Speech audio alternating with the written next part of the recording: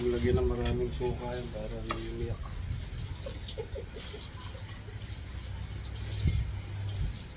Ayun mo maraming suka.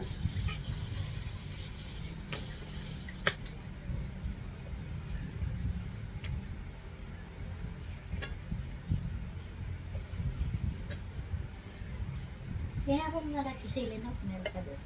Ano yung sili? Yung tinapon. Yan lang bulok.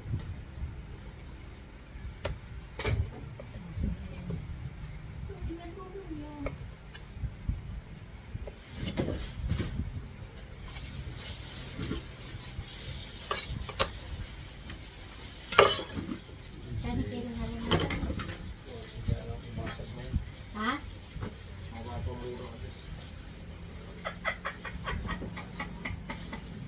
Mapapamura ka rin. Oo. 150 kalahati, animal. Ang liit pa. Oo? Oo.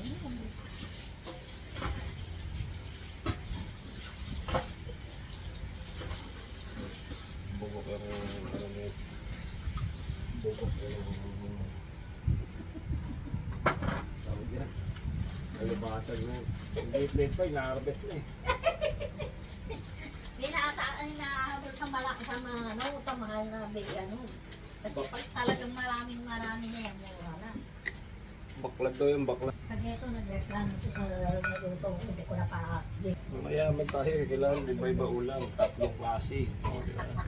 Paksiw, pili, lata, limango, pag lumaki. Eh, maliit pa. Alimasag. Masag.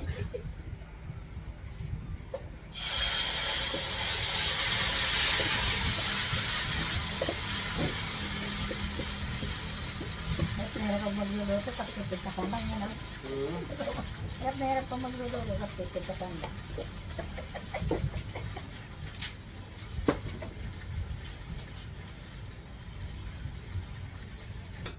Ha?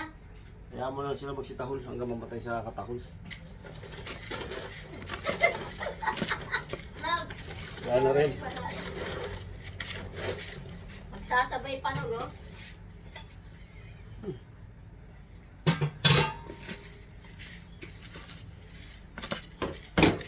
Ano ito di pa lalagay sa reka?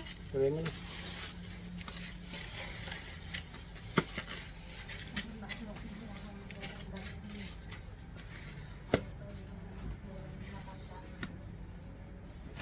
Magkano yung bigas? Mag-send sa ako bigas na labi yata. Oo, Mura no? mura lang. Merong, ano, 48. Pero may boto naman eh. Oo. Nagkakadoble-doble ka sa gastos mo. Goat food. Matataba na may mga alaga mo. Ha?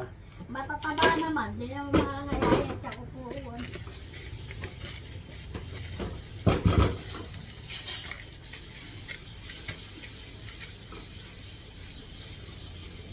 Samantalang goat food mo, ano? Sabihin mo sa 1-4 mo, 35 pesos naman. Tares ka pa naman train. Oo. Kaya lang mas marami ka na kanin na. Oo.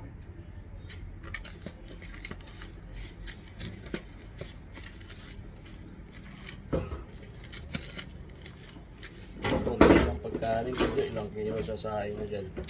Ang dami kayo sa saing dapat. Eh. Hindi, mga okay nila.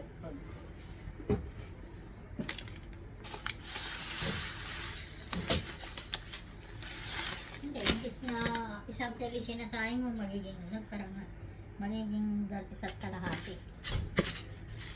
Ganun yung laban. Bakit ito ng anak mo ba? Oo, kasya na nila yun.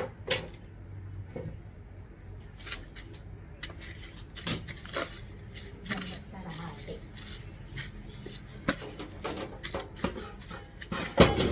Gasang na ba ito? Huwag na. Lipat ko din. Sige, gasa mo na. Wala ako na lipat. Paano nalilipat? Tatapon ko sa labas kasi dito pa to.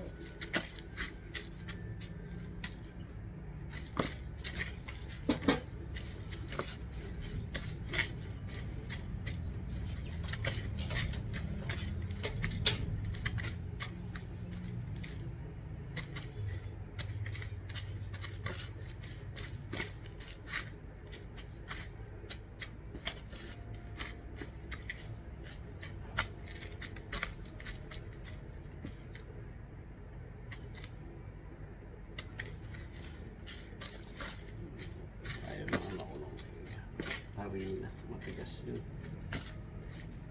Ganun lang. Ito natin.